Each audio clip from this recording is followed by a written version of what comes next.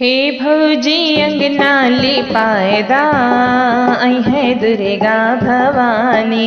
हे भौजी अंगना लिपायदा आई है दुर्गा भवानी। अंगना में कलशा धरायदा आई है दुर्गा भवानी।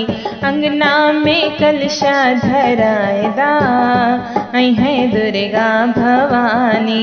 मालिन का संदेश भेजायदा आई है दुर्गा भवानी।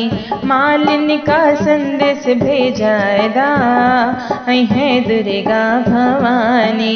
अड़हुल के फुलवा मैया के मन भावे। अड़हुल के फुलवा मैया के मन भावे। अरे वहीं से गजरा मंगायदा आई है दुर्गा भवानी। वहीं से गजरा मंगायदा आई है दुर्गा भवानी।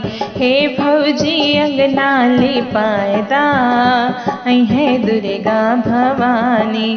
माटी के कलशा मैया के मन भावे। माटी के कलशा मैया के मन भावे।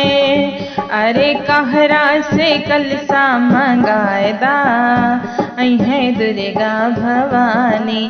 कहरा से कलशा मंगायदा आई है दुर्गा भवानी।